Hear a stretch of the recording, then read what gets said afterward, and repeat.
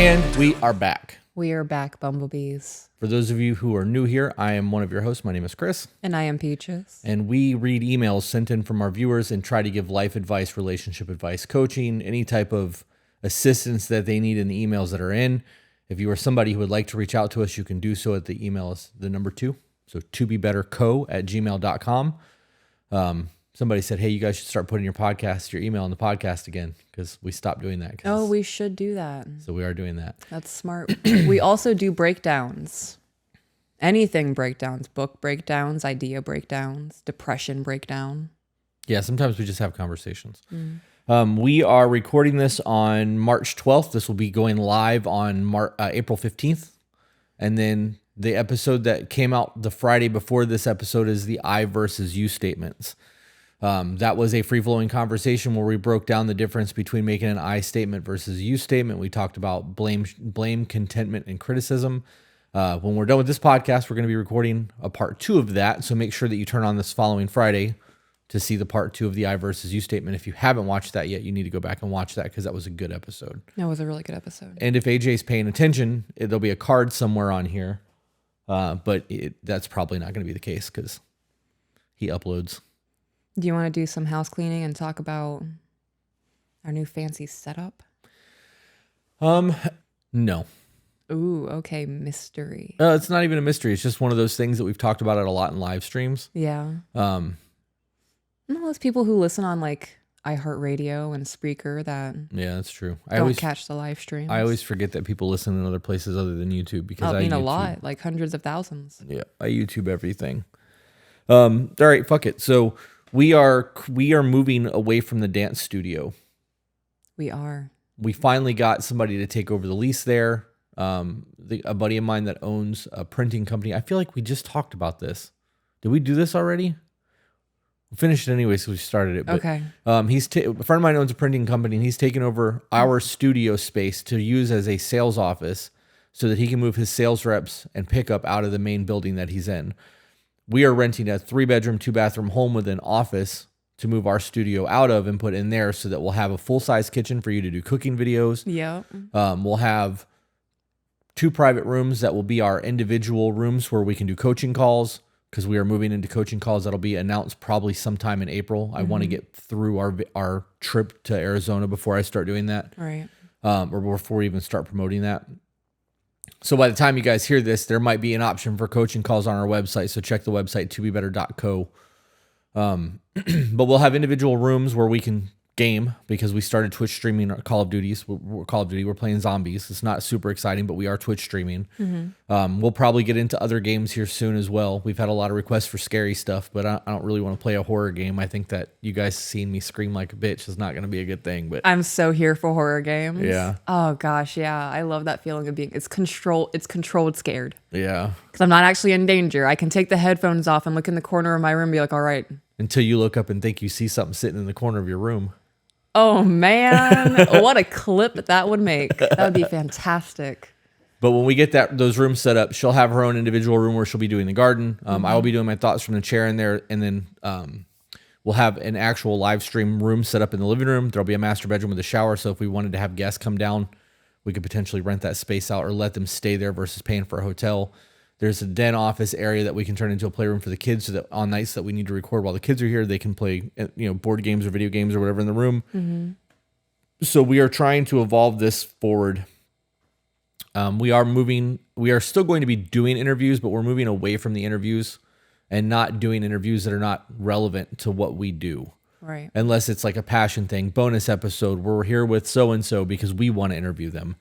Mike and Katie come back down. I absolutely want to work with them again, but there's, that's more for us than for the listeners, because those interviews didn't do super hot in terms of metrics. Right. But we enjoyed them, and ultimately we have to enjoy what we do. Otherwise this is a job, not, fun. So I'm excited about the cooking videos. Yeah. I have a list of things in my notes that I want to make. Yeah. It'll be nice to have everything set up so that we can live in our home and then do cooking videos offsite with a kitchen, because our house is a lot right now. Our house is a lot right now. I can cook there and bring dinner home here, and my kitchen's going to be nice, and I don't have to clean it. Well, our kitchen, I mean, you will still have to clean it. Right. Here, you mean the kitchen here will be clean? Yeah. Yeah, because we won't be living here if that's the case. I think that the excitement for me in that new studio is so massive because it's a big house. It'll be very easy to keep clean because all the shit that's at the studio that doesn't need to be at the studio can get brought here. We can put it where it needs to go in drawers and cabinets, and then get storage and shit over there as well and put it in the garage. So if we need camera equipment, I can just run out to the garage and treat the garage like a massive equipment cage. But it's exciting. We should have the lease at some point today. I'm waiting to hear back. I was told that he heard from his lawyer at 8 a.m. this morning, and he's waiting for the final draft now. So we should have the lease signed by the end of the day, and we can take that TV down there. And I'm going to pull a desk out of Sacred because we have one of those big desks that I bought for myself that I'm going to take out of there, and we're going to start getting shit moved. But I would like to have everything moved before we go to Arizona at the end of the month. So let's get into some emails. All right. So this email is a Patreon thank you /advice. Okay. Before you get into that, we are prioritizing Patreon emails again. So if you are a member of the Patreon and you sent an email in and you have not had it read yet, resubmit the email, give updates as to what's going on in the situation, and be as detailed as possible. If you send in a paragraph email, it's not going to get read. It will get rejected. If you get an email back that asks for details and you send another paragraph, you will get rejected. We are not doing DV, SA, or child abuse, and we are not going to read trauma dumping emails. We need to know what's going on. Right. If you ask your person to put their phone down to have a conversation with you and they sigh and get shitty, we don't need to know that they got mad because you asked them to put the phone down. We need to know that they sighed. We need to know how they responded. We need to know what you said and asking them that. Like, we need a play-by-play so that we can break down what's actually happening in the moment and go, okay, here's where you guys failed. Try this, this, and this next time, and that won't happen. And we can give you tools to correct the problem versus just reading Jerry Springer emails. Right. Because we don't want to do that. All right, we ready? Yep. Okie dokie. Dear Chris and Peaches, I hope you're doing well. I was rewatching the first few episodes. I tend to fall asleep with your videos playing, and I miss a lot of the podcasts. You're getting it subconsciously. Yeah. Okay. And was on episode 4 from season 1. You may not recall, which you were correct, but it was about a woman who was with a man whose previous wife had died in an accident, and his mother treated this saint like absolute crap. Yeah, I know exactly who remember this is. I actually know the whole family. We get updates from them on a regular basis. Yep. Speaking of which, we probably should reach out to them because it's been a little bit. Mm-hmm. Oh my gosh, that was so long ago. It was a year ago. That's wild. Back to the email. It is very similar to what I went through with my ex. And even though I really want to vent about it, I know it will do no one any good. I know nothing can be done about the past and things are what they are, but the similarities really struck me. Let's pause for a minute. Okay. If you guys want to vent in an email, it's okay if you need to trauma dump. Just tell us not looking for a solution here, venting / trauma dumping, so that we can just read through it and not have to deal with it. Right. Like that preface. Right. We can listen to the tea. We can listen to your bullshit. Just know that if it's a venting email or venting section, we'll just know that that's a thing. And I can tune out and she can just read it and we don't have to really engage in that. I am so down to sympathize. Yeah. Like there are times where I get myself, well, in the past, I really don't do it anymore because I'm exhausted of getting myself into pickles. Right. If a life thing happens, it's a life thing. But back when, seasons ago, when I was that person who meddled in drama and was very cliquey and middle schooly as an adult, really gross to say out loud. Yeah. Oh, fuck, I lost track of where I was going. Do you remember?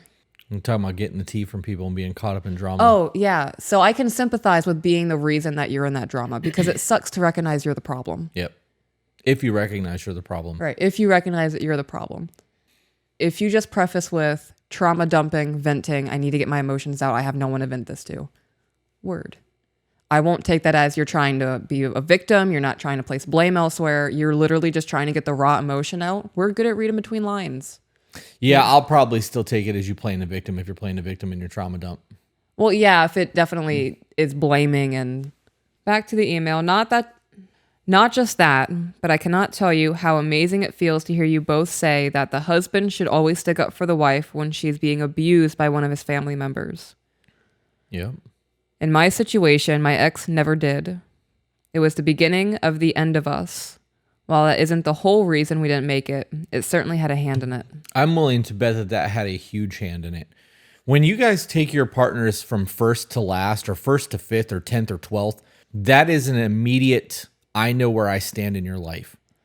Yes, and it's a very rough one to accept. And it changes the entire view of the relationship. I know where I am in importance to you. And then there's the keeping score. This happened, then this happened, then this happened, then this happened. And it just adds to that. It compounds. That feeling of I don't matter to the person that you're supposed to be married to will end a marriage. It will.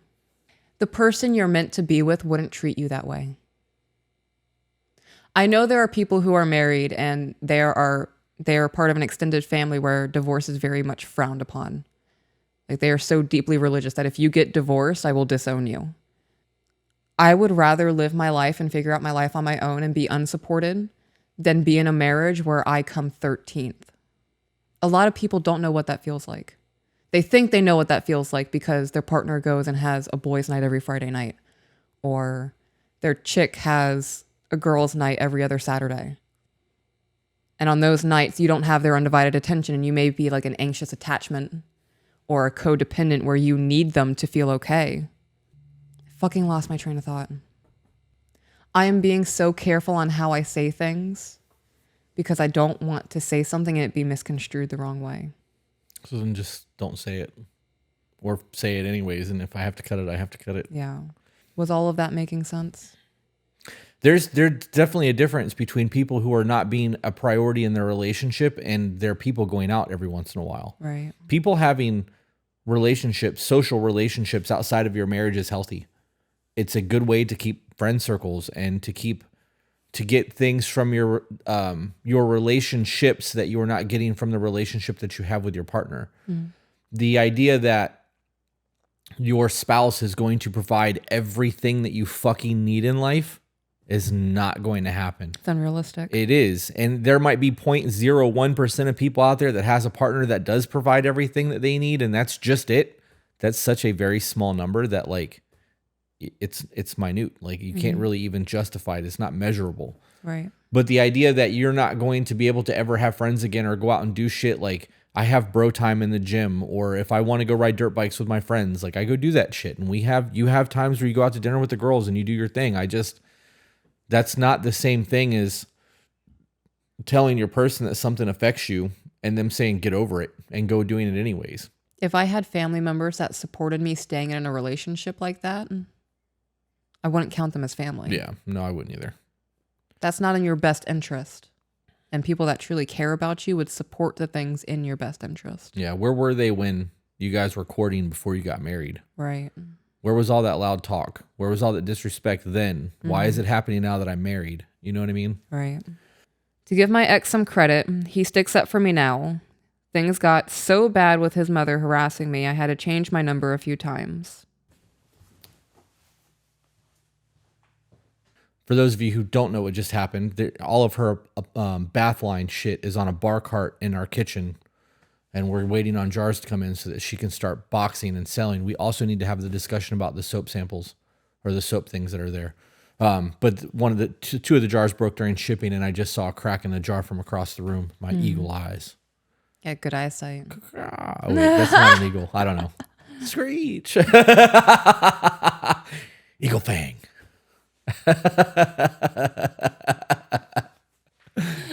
I love that. Screech. I love that. That just tickled me. That was, I appreciate you. My dumb shit. It's so fun. Yeah. You make my life colorful and I enjoy it. Back to the email.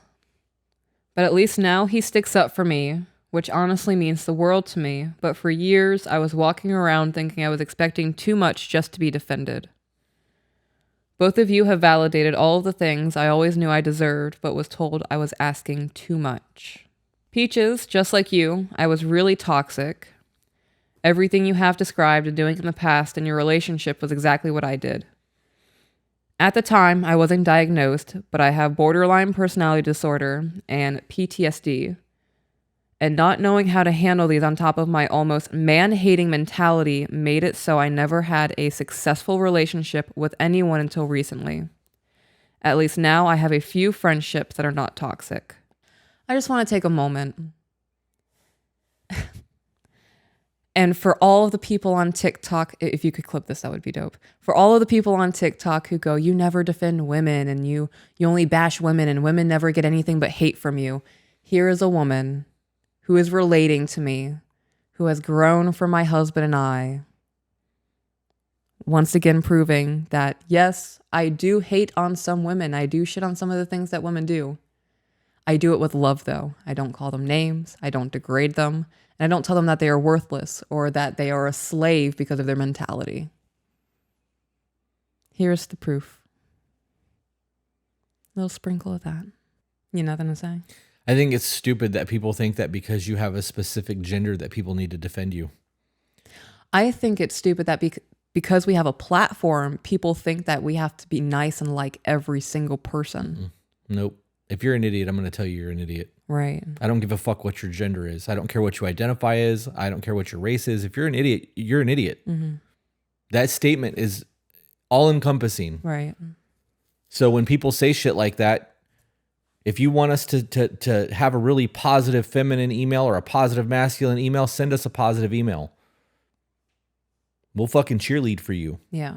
But when you send an email and you're being a fuckface, we're not going to be nice to you. I'm going to let you know you're being a fuckface. Right.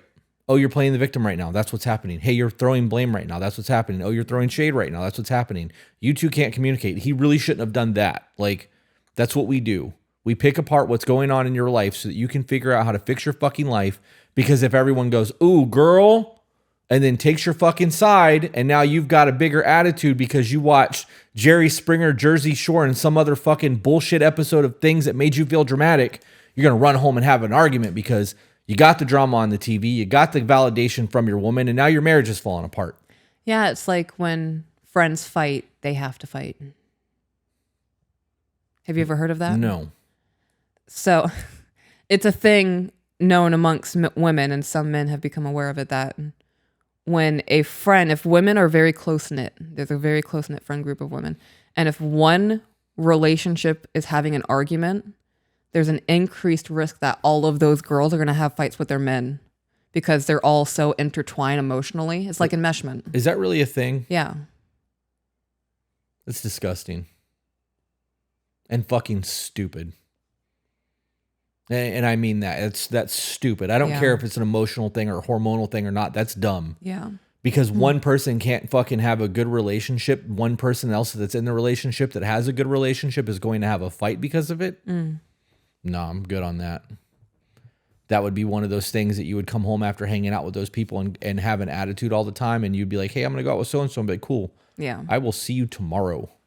I'll be in bed when you get home tonight, or I'm going to go out with my guys and do my thing. And I'm going to give you time to decompress before I see you again. So that shit doesn't happen, because I'm not doing that. Right. And of course, men do it too. Emotionally immature people do it. It's just more increased in women. Screw that. Yeah.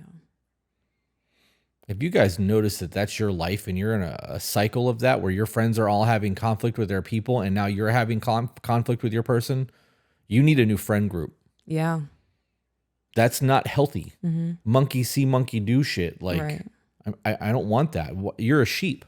Yeah, it's usually intertwined with a lot of drama, and their men know everything going on with their girlfriends, and it's a lot.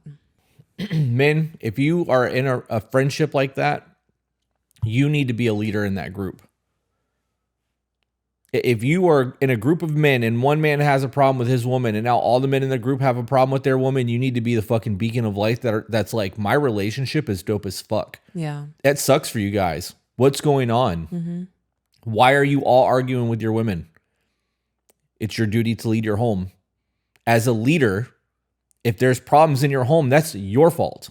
It's your responsibility to fix your fucking house. Stop blaming her. Stop blaming the fucking problem and take accountability. Right. What are you not doing to fix this shit in your house? And as a woman, we women are designed by nature to be nurturing. So as women get older, we get wiser and we gain more skills and more ways to comfort people. At the end of the day, women crave nurturing from other women. Of course, you want to love from a man, but you're not going to get the nurturing you want from your husband or from your boyfriend or from your male best friend, whomever it is. A lot of women have mother wounds. That's a very popular term or phrase for that now. If you are in a perpetual cycle with your girlfriend, your friend group of just constantly being in bad relationships and men are the problem, we are great, they just have to accept us. One of you have to step up and go, okay, maybe this isn't it. We have to reevaluate what's going on. Ask yourselves, what kind of relationships do we have with other women outside of us? How do we view other women? You don't even have to be best friends with other women. You don't have to be good friends. How do you just view other women? Do you view them as competition? Do you view them as a threat? Or do you view them as a sister, as somebody that you can lift up and who can do the same for you? When I see other women, I view women as a sisterhood. That is what my feminism is. We are a sisterhood who are going to lift each other up and support each other. And that's going to be supporting a good marriage, supporting being a good mother, supporting being a good sister, supporting being a good career woman, if that's what you want to be. You also have to be that beacon of light the way that a man has to be for other men. You should coin a phrase. Me? Mm-hmm. Because feminism has such a negative tone to it now between fourth wave feminism and like what feminists fought for and what feminism was is not what feminism is. Right, I agree with that. So a lot of women do not relate to that term and a lot of men hate that shit. Mm-hmm. So while there's all this hate around this term, maybe there needs to be another term that represents unity and doing what makes you happy and equality. Because that's, that was originally what they were fighting for. They had the equality, now they want equity. It's a different scenario. But maybe there needs to be a phrase, a new term that means that sisterhood. Okay. But we have a platform. So if we were to create a term like that and 10,000 people started using that term, It could get traction. It could. Yeah. We could create a new thing. You never know. We'd be a trendsetter. Oh, I'd have to really think about that. Yeah. Yeah. Because I want to be, I don't know if martyr is the correct term, but I want to be Joan of Arc for women, like modern traditional women who want to be feminine and be the supportive wife and have the traditional values and be submissive with their husband and have their husband be the strong masculine man and be okay in being in that role. Joan of Arc is definitely not the right term then. Well, that kind of figurehead. Okay. She was known for wanting to like go to war and be in armor and like do the thing. So that's how you mean it then. Right. Okay. I know Joan of Arc is not the story I'm trying to get Right. at. You just want to be a warrior for women. Right. To have the things that they want. Be Right. a warrior for traditional women. Well, you don't have to be a traditional woman. If you don't want to stay home and bake bread and be a stay-at-home mom and wife, you don't have to do that. Right. I want to support the love, though, for us to be the nurturers, to be the mother of children. I have children, but I will also be the mother to somebody else's children if something happens. Right? If I'm at a park, all of these kids are my fucking kids. If a mom steps away for a minute, you don't have to worry about your child being unsupervised because I'm going to watch your kid. Right. That kind of close-knit sisterhood. And like I said before, there are so many women who have mother wounds because they were failed by their own mothers because there's just this generational trauma being passed down. We need to be mothers to each other. I have women who are older than me coming to me and going, I never had a mother. Thank you for putting out the content that you do. I'm getting emotional. Holy shit. Yeah. I don't think that the generational curses with trauma is in like the parenting thing is an intentional thing. Like our parents didn't mean to fuck us up. They did the best that they could. Right. But information has changed. We are in the technology age now. Like our generation is vastly different from our parents. It is. And vastly different from our grandparents. So like what worked for them doesn't work for us. Right. And there's a strong possibility that everyone that has kids now is going to fuck their kids up too, but we're doing the best we can and we're doing it with the information that we've got. Right. So I also think it's important to maybe forgive, but your parents need to understand that, they did fuck us up. Our there parents, definitely everybody, has to be grace. Yeah. That's part of the feminism that I'm fighting for is the grace for our older generations. And even for the younger ones who are now currently being fucked up by women who were fucked up by moms who were fucked up by their moms, and it's all unintentional. No one wants to hurt their children unless you're an absolutely abomination of a human being. Grace is massive. Grace was a very hard thing for me to learn. Oh man, and I'm still learning it. Just need to fucking love each other. It's really what it comes down to. We are so disconnected that we don't have authenticity anymore. So, back in the day when somebody was fucking up, the group of men would be like, yo, you're really fucking up right now. Right. And it was done with love. Right. And we don't have that. So this ties right back into the previous conversation about the groups of people who are fighting with their person because one person's fighting with their person. Right. If you've got that group of people and you've got one person who's like, look, you guys are really fucking up your marriages right now. What you're doing is going to destroy your kids. And they actually go to bat for like what it is to be a good person and is there to love each other and not just let somebody self-destruct. Right. It's going to change the course of things. And people need to adapt a new perspective of this person is not attacking me right now to kill me. This person is coming to me with genuine concerns about my life and my happiness. Right. You need to not get defensive. You need to not be selfish with your emotions and take a step back. Yeah. Especially if it's coming from a place of love. Right. Criticism without love is cruelty. Back to the email. I really didn't see that I was the problem until maybe a few years ago. And when I came upon your podcast, it gave me faith that I am not the only one who thinks the way we all do. I was never one for being held accountable. I was always the victim. Everything was everyone else's fault. I wish I had realized this sooner, but it is what it is, and at least now I see. Chris, you have really given me faith that not all men are bad, just like not all women are bad. The things you have said in your gentleman video really hit me. I was always told men like you don't exist, and up until recently, I certainly never deserved one. Damn, I certainly never deserved one. There are a lot of men out there like me. Yeah. We've been beaten and broken, though. And there are a lot of immature fucking people out there. So, like, it's going to come down to finding people who have healed themselves. This is why we tell people all the time, when you have a bad relationship, take time to yourself. Read. Do yoga, fucking martial arts. Do something that's going to challenge you. Yes. And make you grow. Find new communities. Get out of your old social circles. Learn a language. Right. Be careful of your social circles, guys. Oh, if you have the same friend group for 5-10 years, you are not growing.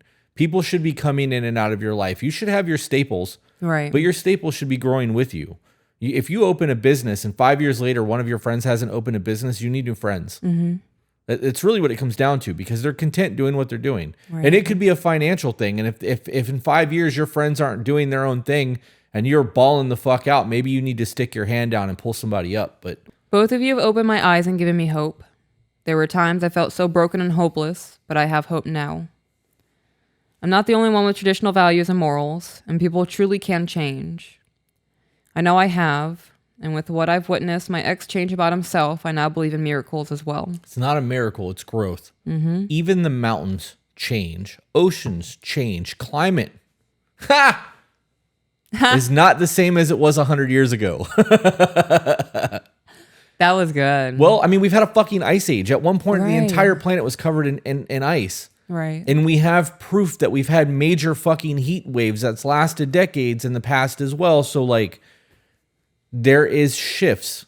The poles shift. We have things that happen. Like, nothing is ever set in stone and perfect forever. Mm-hmm. Something is going to be a catalyst for somebody to grow.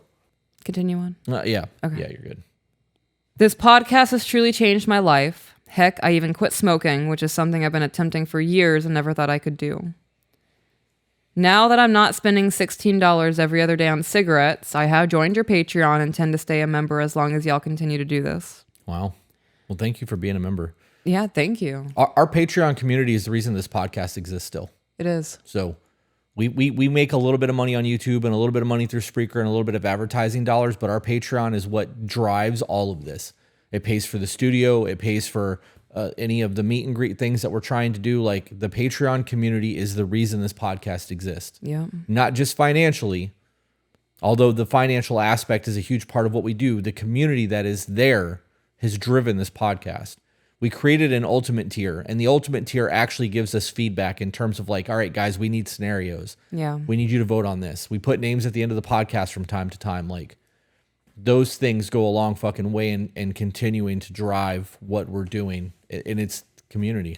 Yep. So From the bottom of my heart, thank you both so very much for making the world just a little bit more tolerable, for adding a little bit of hope. You are literally changing lives. You helped me change mine, and it's more help than the thousands I've spent on therapy. God bless you and your family. love that. We get that a lot. We actually get that a lot. For all of you who think that because we don't have letters behind our names that we can't help people, we get emails like that every day. I've been in therapy for 10 years and I've learned more in 6 months from your podcast. Mm-hmm. The things that you've given me has helped me change my life. Like The people with the letters behind their names have failed you. Right. And well, I mean, medicine has failed us. We're sicker than we've ever been. We're more depressed than we've ever been. We're on more meds than we've ever been. We're fat. Yeah. Our food isn't fucking food anymore. So all of those things that are people are making money off of treating. How's that working for you? Right. This podcast is free. The questionnaire on our website for the courting phase is free. The check-ins list is free. Our recommended reading list is free. We don't fucking charge for anything other than tangible products. Mm-hmm. Shirts, soaps, oils, things, coffee, because we have To Be Better Brew. We have things that we are selling you guys to try to generate revenue to keep doing what we're doing, but the things that help, we don't charge for that shit. Right. So the coaching calls we're going to charge for because we have to make it worth the hours that we have to put in to help you guys. Because it's taking away from the podcast. Right. And I think it's going to be $250 a call or $200 for 4 calls a month, $200 per call for a month. So a single call will probably be $250. And then if you want to book 4 calls for the month, it'll be $800. So it'll save $200. That way it goes from 1,000 to 800. Okay. And I think that that's fair. And is this for couple calls? Okay. So now that we're talking about this, is this all going to be in the podcast? Yeah, fuck it. Why not? Okay. So really elaborate on calls. Are we doing like couples calls? Are we doing one-on-one calls? Are we doing... It depends on their needs. If they want to do a couple call where they sit down with us together, we would have to structure a payment for that because we would have to take time away from our other clients to work together. Because when we get the studio together, if we book Tuesdays to be our call day and we work from 9 a.m. to 3 p.m. or 2 p.m. and we do call after call after call, and you're in your office doing calls and I'm in my office doing calls, we can do every hour. But if we have to stop and do something together, those calls can't happen at that time frame, and we'll have to figure that out. Right, that's just logistics. That's okay. easy. But we need to figure out the pricing for all of that. So, and it needs to be at a way that is affordable for people, not unrealistic, but in a way that we can still help. My issue with the coaching dynamic right now is the people who are really good at what they do charge astronomical prices, and people who truly need help aren't getting it. Right. It's like people who need therapy. If they don't have insurance, they can't go to therapy over and over and over again. But if they can maybe save up a month's worth of wages to do an hourly phone call once a month, we might be able to do more for them. I don't know. You know what I mean? And I'm not claiming to be a therapist. We're not claiming to be counselors or even, I'm not even considering ourselves coaches, mentors. Mentorship is what we're going for. Yeah. So my understanding of this is that you'll be working with men and I'll be working with women. we'll be working with whoever we need to work with, but I would assume that would be the way it would go. I can't imagine that men are going to want to work with you and women are going to want to work with me. I 100% think that there will be that, yes. Well, I would rather not work with women. So I think we need to say that. Well, we can. I mean, I just did. Okay. I don't. If it's a business thing, if a woman is trying to open a business, I can help with that. Mm-hmm. But when it comes to like understanding your brain process, like, I can tell you what you're doing wrong, but you're not going to get the same emotional attachment that you're going to give them. Right. This is why our podcasts work. Regardless of people on the internet saying that you're hard on women, we are not going to give, I'm not going to give the same type of attention to a woman that I'm going to give to a man in terms of helping him, because I can relate to men. Right. And I can relate to women's emotional shit, but like you have a different understanding than I do. So why are you staring at me like that? Because so are we going to have emails sent to the To Be Better CO for bookings? Or are we going to use her? We haven't gotten that far. We're still hashing it out. The pricing was my biggest concern. Okay. Now that we have the pricing and we know where we're going to be at in terms of costs, setting up the rest of that is easy. Setting up a brand new email or 2 separate emails, because I don't want my To Be Better email to get drummed up with shit. I don't want the screeners to get over inundated with shit. We may have to find, we got to create questionnaires. There's a whole lot of things that still has to be done that I plan on doing while we're on vacation, because we have a fucking long ass day of travel to and from. So, and it's, I can't even call it vacation. It's not. It's a work trip. Yeah. Yeah. I also think that I would like to give away our coaching calls from time to time and do it as a recorded thing. Yeah, do a free session. Yeah. I also would like to put out there that if you guys are listening to this podcast and you live in Southwest Florida and you and your partner both listen to the podcast and you are having problems and you've sent in an email and you would like to be interviewed in person, once this new studio is set up, we will be vetting people, and we would like to get people in studio to sit down and have conversations with them in person for content. If that's something that you're interested in doing, you can send me an email directly to chris@tobebetter.com, because I have to vet them. I want social media links. Like, I'm going to be doing my research. Okay. And there'll be NDAs. There'll be contracts signed saying there's going to be a whole lot. It's going to be a fucking process. But if you would like to be on the podcast and it's something that you're interested in, email me directly. Let's do another one. Okay. I'm excited to do this next episode that we're going to record after this podcast. So I'm like, You just want to get through it? yeah. All right. So this one is titled Patreon, How to Switch Roles. Hi. First, I am so grateful I found your podcast. I've been following you on TikTok for a while, but last week started your podcast from the beginning. I really enjoy listening any chance I get. I am currently on episode 6. Ooh, you're at the beginning. Oh, yeah. So much happens. I just want to say thank you for the insight into traditional marriage and your relationship. I have learned so much about myself and how to communicate effectively without our discussions devolving into arguments. I got my husband listening now too, and it is awesome to be able to sit and discuss the conversations and points made, kind of like a book club. This will be long because I don't want to leave out any pertinent Information. My husband and I have been together for almost 15 years. That look wasn't me frustrated that you were correcting me. I'm frustrated that that T is there, that T doesn't... Pertinent information. Pertinent. The T belongs there. Pertinent. That's how I say it. And it could be my accent. There's still words that I'm having to correct, but It says pertinent. pertinent. Pertinent. Let's go. Okay.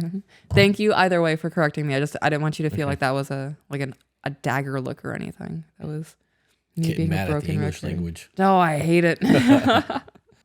My husband and I have been together for almost 15 years. We just celebrated 12 years married this past April. When we started dating, he was 22 and I was 19. We are now almost 34 and 37. He worked. I stayed home and cared for our daughter, who was born December of 2011. December of 2012, he received a diagnosis of retinitis pigmentosa, specifically Usher syndrome. Okay. My mind read that as because there's so many T's. I was like, no, concentrate. What's the word? All right, Usher syndrome. Basically, it is a blanket term for any vision loss associated with hearing loss. We were told that he has 10 to 15 years until total deaf and blindness. Wow. He won't be able to drive anymore, and at the time, our oldest daughter was barely 1 year old. We were devastated. I went to a very dark place for around 2 years. Oh, man. All of that sucks to hear. There's a lot to that. There is a lot to that. Just saying I went to a very dark place does not begin to describe or dissect what went through her mind during that 2 year phase. Oh, it could be so many things. Right. Because I guarantee you there was a question of, do I really want to live like this? That's a very hard spot to be in. It is. I know that I'm a fragile man. Why? Because I would not live like that. What do you mean? Deaf and blind? Right. I have lived my entire life being able to see and hear. And if I lost those two senses, I wouldn't want to exist anymore. I wouldn't be able to listen to music. I wouldn't be able to look at you. We wouldn't be able to have conversations anymore. I would not be able to communicate with you because I would have to learn all over again how to communicate. I would not be able to live like that. And that's the most PG-13 way I could say that. I get that. And I wouldn't want to put somebody else through that. As a man, one of my biggest fears is having to be a dependent. Really? I do not want somebody to take care of me. I don't. If I have to be on hospice or I get to the point where I start losing faculties, I'm taking myself out. I would rather not exist like that. It's just not fair to other people. And I know that people are going to be like, oh, I can't believe you'd say that. We love you. You're never a burden to us, blah, blah, blah, blah, blah, because that's the argument that people always make. But until you are actually a caretaker and living in that situation, you can't say that. It's like saying you know what it's going to be like to be a parent before you have a fucking kid. You don't know.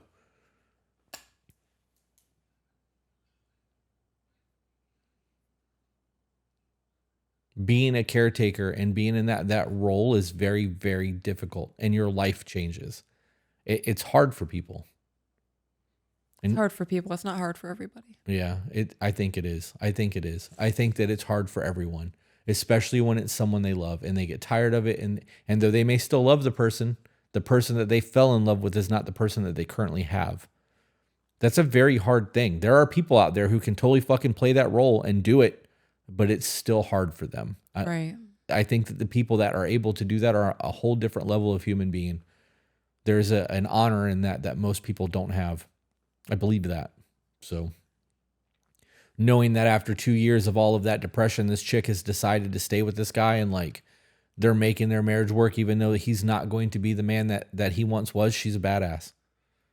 That decision's hard. Can you get me a tissue, please? Yes. Do you want to talk about why you just got emotional? A lot of reasons. If you unalive yourself and I have to be reincarnated in this life, in a next life, to rejoin our souls and recommit ourselves to try and do this again to both get into heaven, I'm going to be upset. Well, hopefully it doesn't come down to that. So it also sucks to hear that that's how you feel, because I am 100%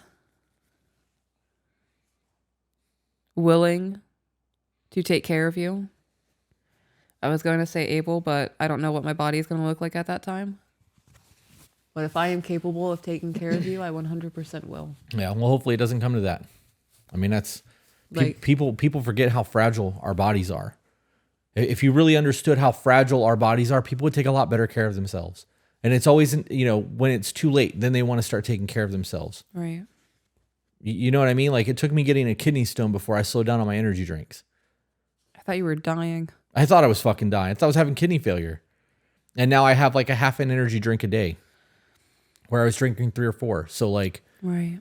you know what I mean? It's one of those things that you just, going deaf and blind would be difficult. Getting ALS or, having dementia. Like our bodies are fragile. We're not meant to live as long as we're living. Maybe we are and we're just killing ourselves. I don't know. We are very fragile beings. Let's get back to the email. That got very sad. It did get very sad. After many long discussions and arguments, we came to the conclusion that it would be best financially and emotionally to have only one child. So January 2014, I was scheduled to have my tubes tied. I didn't want him to feel like he was less of a man in regards to his junk. 2 weeks before the surgery, we found out that I was pregnant. Rough. I don't see why that would make him feel like less of a man. I've looked into vasectomies. Looked into it hard. Yeah. Because of the whole, birth control thing and the hormones. The thing that's kept me from getting a vasectomy is that when they go bad, they go bad. And like, though the risk is kind of low, knowing that I could have pain in my testicles for the rest of my fucking life from that, I don't want that. Right. So. I forgot I was wearing my cry shirt. That was kind of a perfect moment. They haven't even seen the cry shirt. That's right. They haven't. Should I show them? Doesn't matter. It's on TikTok. Fast forward to September of 2014. I had our second beautiful little girl. She and her sister are the light of our lives. Tubal surgery happened and all was well. His vision and hearing to continue to decline. And I went back to work since at that point he was not able to see well enough to work.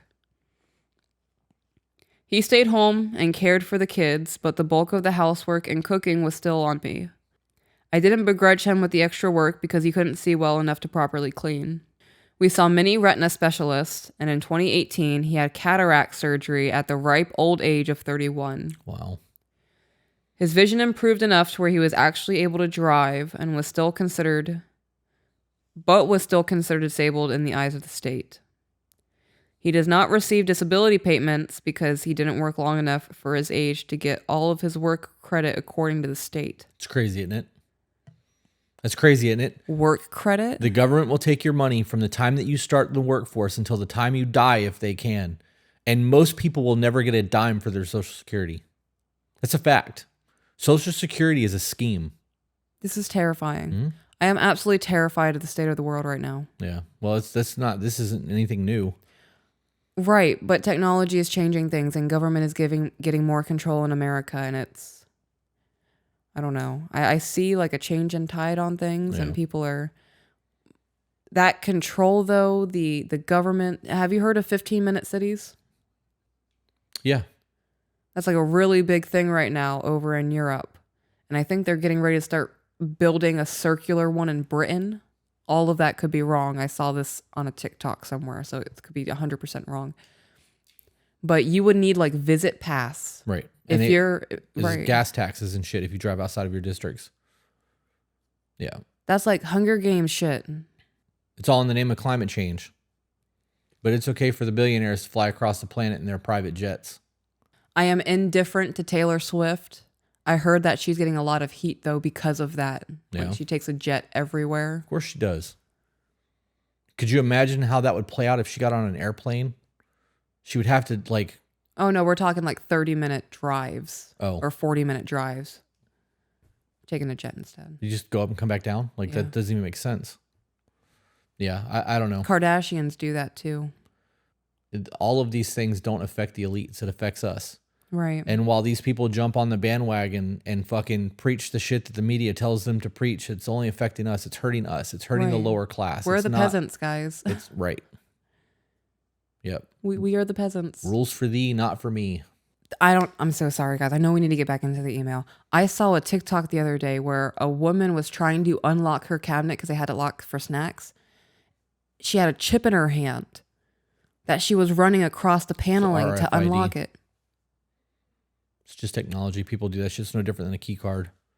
Smaller now, size of a grain of rice. They can put it under your hand if you want. People have been doing, in the body modification community, people have been implanting magnets for decades. You can feel it. Like you can feel a magnetic field if you have a small magnet in your fingertip encased in like silicone. If you walk through like the security things, you can tell if they're on or not. That's a thing. But that's also the mark of the beast and all the shit that they talk about in like Christian communities. It's just technology. Yeah.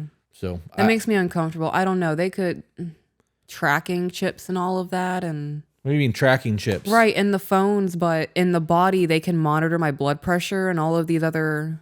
This single device that everyone is connected to gives people more information about you than you give about you. Right. Because it tracks everything. I know. Let's get back to the email. We're not doing a conspiracy theory thing today. Oh, okay. We couldn't even get a lawyer because all my pay was going to household stuff and no free lawyer could take his case. No, they could. They wouldn't. Because nobody's going to work for free. Right. I say free because there are lawyers who will take easy cases but not get paid unless they win. Right. But then they take 1/3 of your winnings. Right. No one would take his case. So everything financially was on me. He had grown used to me doing the bulk of everything, so even after his cataracts were removed, he let me continue to do everything around the house.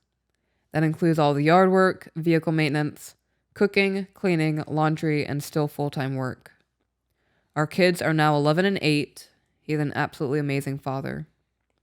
Why haven't you had a discussion about him picking up the slack? Blowing my nose hurts. Hurts your elbow? It's a process, yeah. You want me to hold it for you? No, because all of this is a lot. At the end of March 2023, he had his annual checkup for his eyes, and miraculously, there was some slight improvement. That gave his eye doctors the boost they needed to refer him to an eye doctor who specializes in genetic retina diseases. We went to the specialist at the end of April of 2023, and we were given incredible news. Right now, he has 25% of his vision. It is localized to his center vision. He has no peripheral vision at all. They did a retina viability scan and determined that 30% of the cells in his eyes are dead. The remaining 45% are still alive, but dormant. Medicine has advanced so far in the past 11 years that there is now the possibility that they may be able to reactivate the dormant cells in his eyes and restore his vision to 70%. Wow. That's awesome. It is awesome. How fucked up is our medical field that he could not see a specialist without being referred to it. He had to have another doctor refer him to a doctor that specializes in what his problem is. Yep. Medical field is also a Ponzi scheme, pyramid scheme, insurance, all of it. We need a complete restructure. We're not doing a conspiracy podcast. Let's go.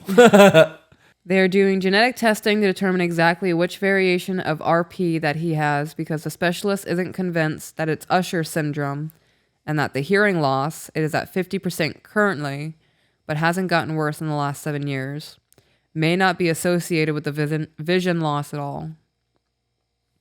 We are still waiting on the results of the genetic testing.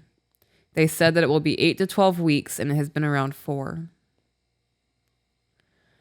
I guess my main question is, how do we go back to the traditional roles that we once had when the last almost 10 years of our marriage, the roles have been reversed?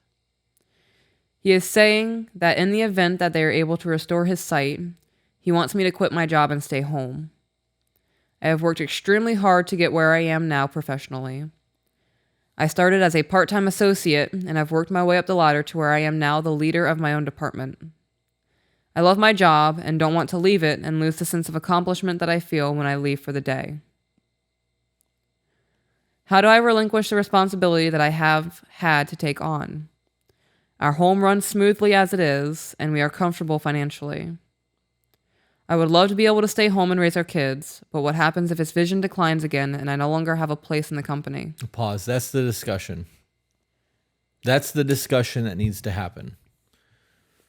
Hey, they're giving us great news. You'll be able to see 70%. Your hearing might return if we can figure out how to get this done.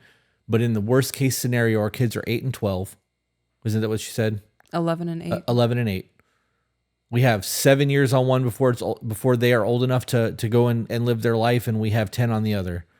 Let's just continue doing what we're doing and wait until we know how your vision and your hearing is going to progress. Let them get through school, and then we can figure out life from there. If what you're doing is working and there's a risk of that degrading and him going back to the way things are currently, giving up that job doesn't make sense. From a security purpose, that doesn't make sense. He can't get disability. You're providing for everything. He's providing the household needs because he is disabled. I wouldn't change that. That would be the discussion for me. Okay. Did you have a different thought? Yes. Okay, and that is because, like, you looked at me like you were going to say something and just said, okay, and went back to the tablet. Well, no, because I agree with everything that you said. And I mean, if that works, it works. What is your thought then? If his vision is restored and say in a year or two, there's no inkling that it's going to be declining or there's actual improvement, why can't he go back to work? He could. I can understand that there is the fear there that I leave this job and now I'm not going to have anything to fall back on if he does decline. That's why you don't jump the gun on things. I would wait 2 to 3 years, and now you have this dope ass resume.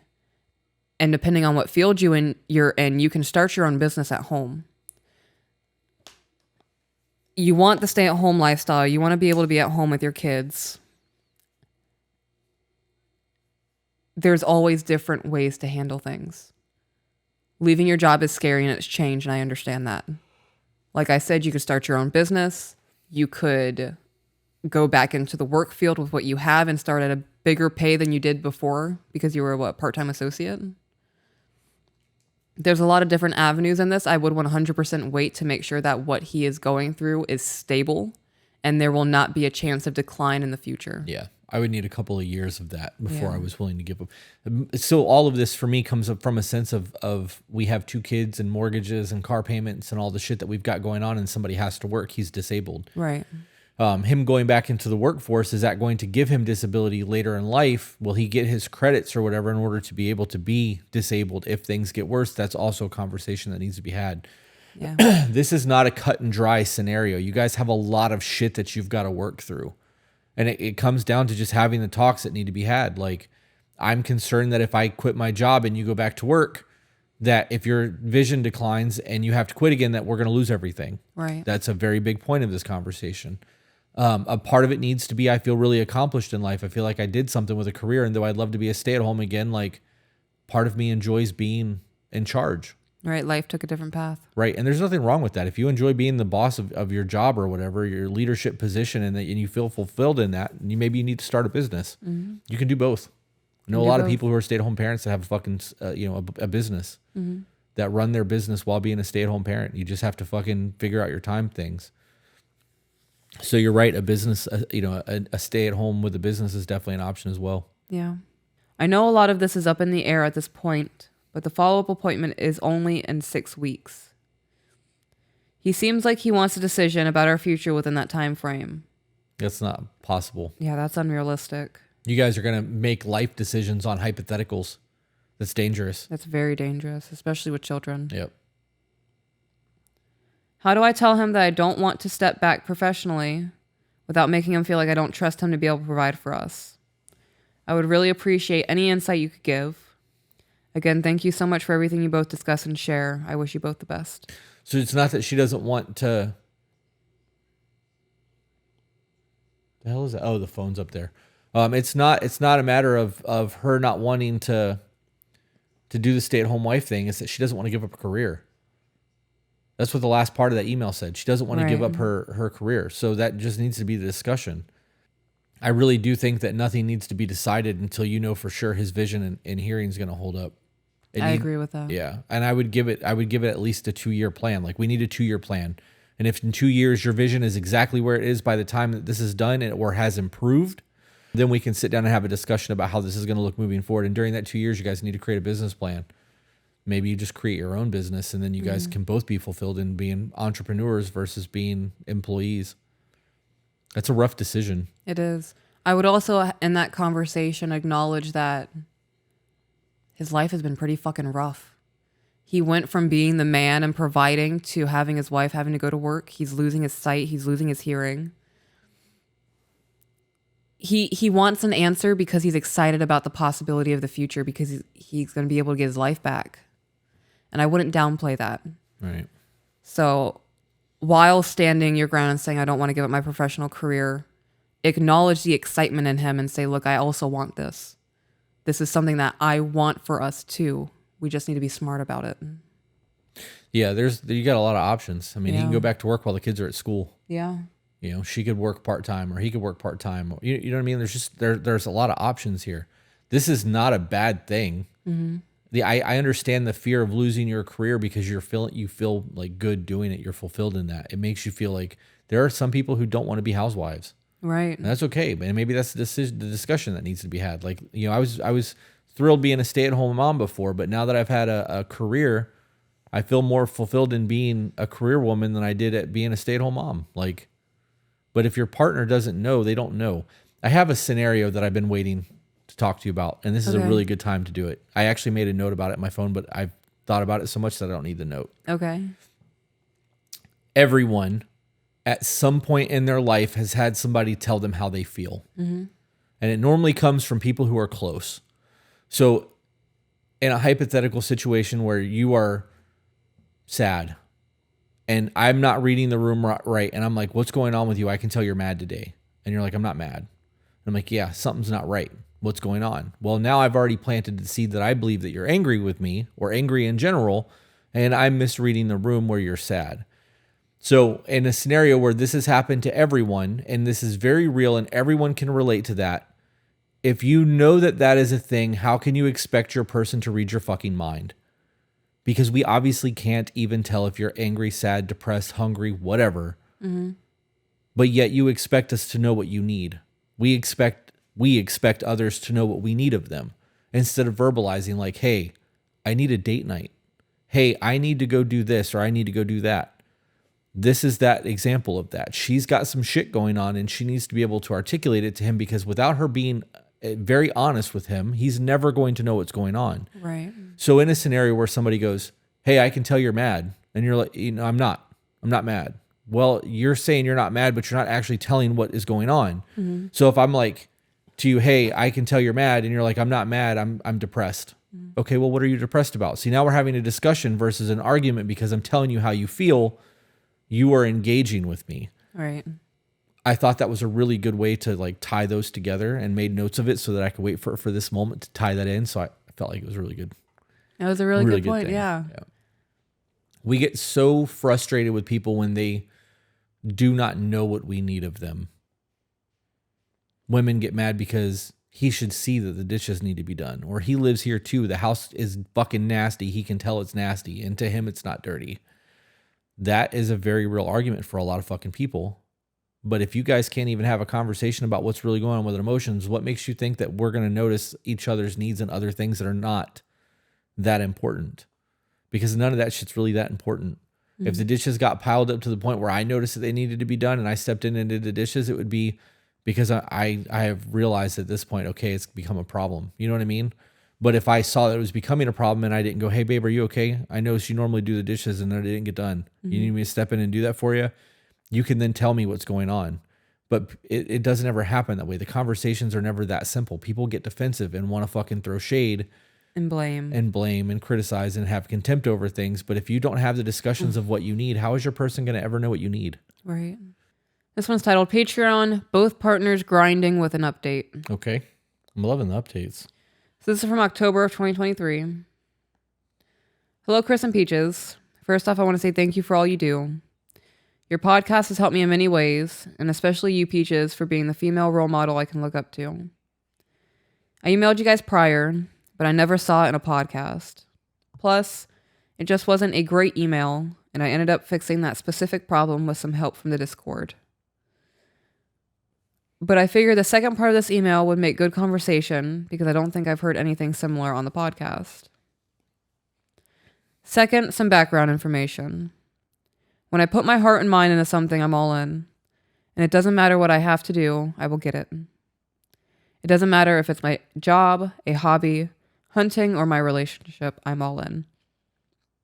I don't do feet, so taking his boots off is simply out of the question for me. Everybody gets so hung up on that. What, taking the boots off? Yeah. Yeah. I understand that is a very specific example of things that you do for me, but it is an example of an act of service, right? Like, there are so many things. Service plate. Mm-hmm. Dry his back off. Wash his back, for fuck's sake. Like, we can't reach that shit. There are things that you can be doing that show an act of service that shows that you're willing to serve your person, and that's what that is. I see that you're struggling right now. Let me help you. Right. Yeah. But I will lay out his work clothes for him before I leave for work. There you go. Unfolded neatly on the floor by the bed, and pack his lunch. I make sure he always has food. Extremely important, as he has a very high metabolism. I calculated his caloric needs at around 4,000 plus, since as of right now, he needs to gain some weight before it starts getting cold.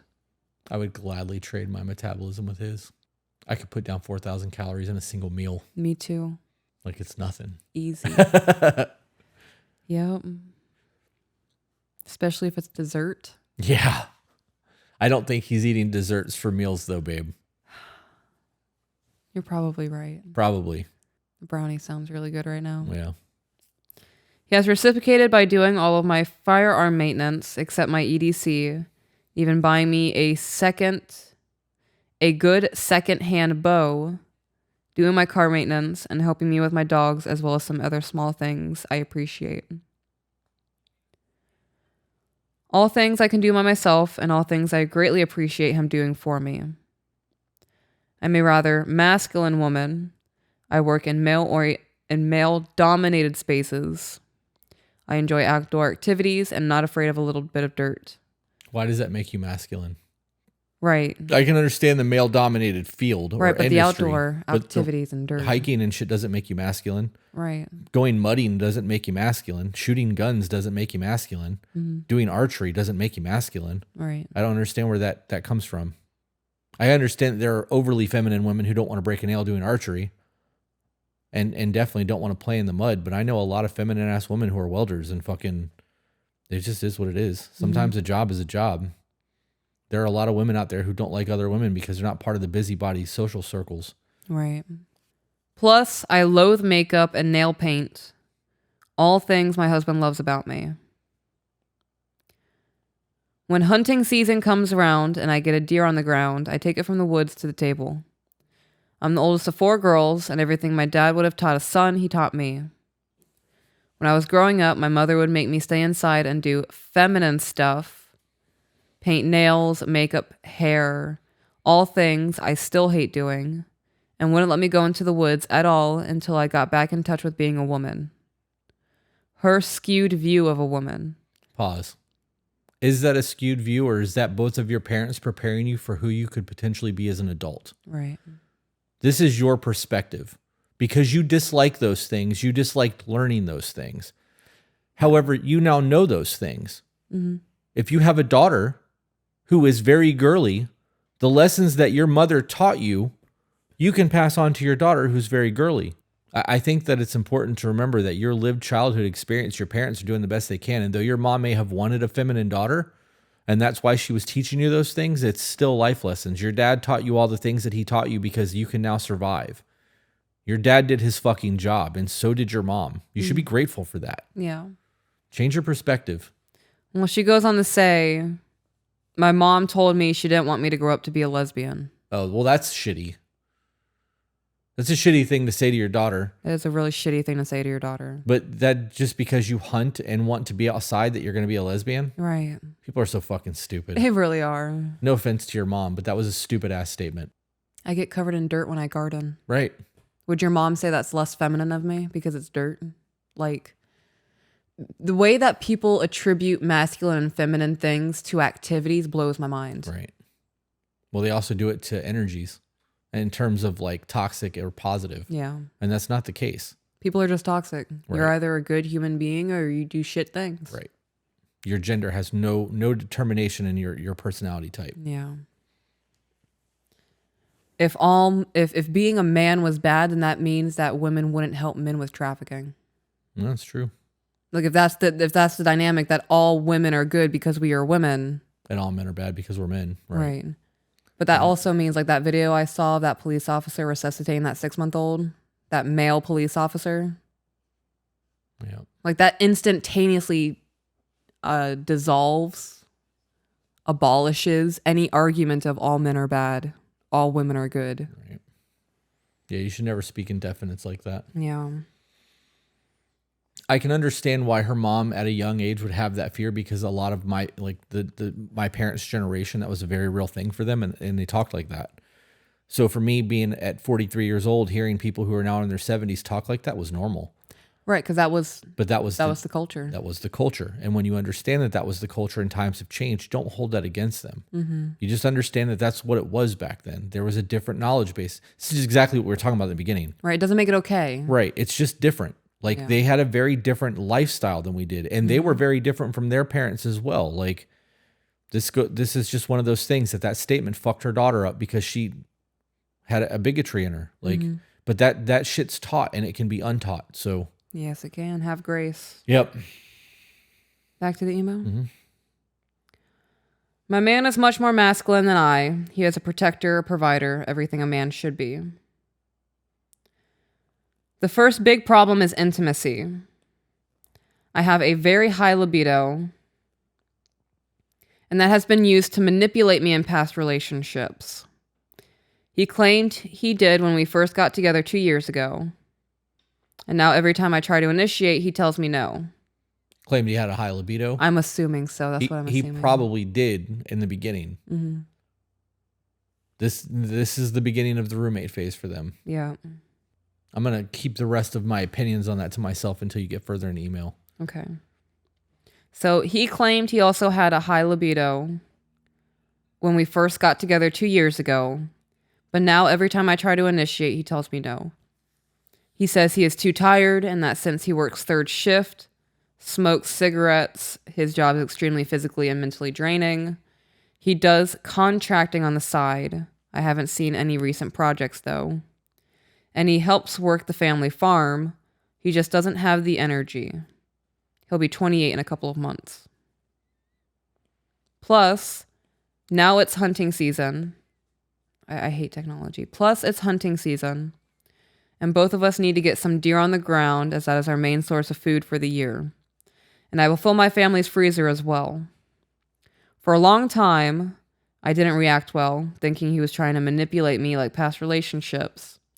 And after recognizing that, I have since been trying to fix that issue on my end. But still, the only time we are intimate is when he initiates, never when I do. This really puts a strain on my mental health because I know I am a decently attractive woman. I am 5'7" and 175 pounds, and most of that is muscle from lifting and having an active job and lifestyle. I have a husky and a blue heeler mix. Cardio is not an option but a requirement. I am not blind. I see the way other men look at me. Okay, we have to pause because you are now like getting very egotistical. Right. Like, why is this all based on your looks? Your man's telling you he's tired. Well, there's more to that. Your appearance and the way that you view you and the way that other men view you may not be the way that your man views you. You need to slow the fuck down and realize that everybody views life through a different lens. That other men find me attractive shit, then go be with other men. Yeah. You can fucking save that. Don't ever say some shit like that to me. I don't want to fucking hear that. If we're having issues and intimacy is a problem, we need to figure that out. I don't want to hear that you're attractive and that you can go find other fucking dudes. Because that's how I took that statement, and I'm not even in that relationship. Yeah, that's how it came across to me as well as... It came across as that. It also came across as I'm not blind. Like, I know I'm decently attractive. Somebody having a low sex drive... In this example, I would put money on the fact that it has nothing to do with your appearance. Everything she's listed, working on a farm, he does contracting, he works full time. Right. Let's just talk about the basics though. He's not sleeping. Right. He works third shift. Right. He works third shift. He's a smoker, and he's doing other side jobs. I guarantee you, he's getting less than 7 hours of sleep a night or a day or whatever. All of those things can decrease your testosterone. And when you turn 26, your testosterone tapers and starts to decline. The testosterone in men now are 3 times lower than what it was in our grandparents. I would get his blood work done. I would quit smoking. I'm not going to allow a cigarette or a drink or another addictive thing to determine my relationship. That's slavery. Right. The issue is whatever is going on with him. Not how good she looks and how other men find her attractive. Yeah. That's a problem. That is a fucking problem statement. I understand that people need to feel validated and we want to be fawned over and like, but to go on and on and on like that about how great you look or about how you're in shape and you lift weights and do cardio and the other men find you attractive. Right. You shouldn't be worried about what other men are finding attractive. You need to figure out what's going on in your fucking relationship unless you're trying to be with other men. What would you do in that situation? With all of this happening? If this was us and my testosterone or my sex drive went away, because you got a high sex drive. But I also don't know how she's initiating. Right. So, and that was where I was at earlier. How you initiate matters. If I'm fucking underneath of the car and you come over and grab my junk, I mean, I love that you're coming over and grabbing my junk, but now's not the fucking time. I'm covered in grease. I smell like fat boy taint. Like, we're not doing this right now. I'm in the middle of something. Now, if I go get in the shower and come out of the shower and you're right there and I'm zestfully clean, I'm not going to be, I'm taking another shower now. Like, I don't care. Right. But that matters. You know what I mean? So like timing matters. I have to move that phone to a different room because every time I hear us laugh, I'm like, what the fuck was that? Yeah. What's that? It's haunted. I wonder if that's what the kids have been hearing at nighttime because that phone used to be on my computer. Oh, it could be. That would scare me too as a child. Yeah, just random laughter in the middle of the night. And loud noises and talking, yeah. Okay. So how you initiate matters. Right. That is one of those things that timing is important. When you are courting and you're getting small interactions with people, like you're going on a date, you are dedicating that time. It's not like you're going out to the garage to work while the person that you're courting is sitting in the living room watching TV. You are scheduling time to be with another person, so you're taking full advantage of that time frame.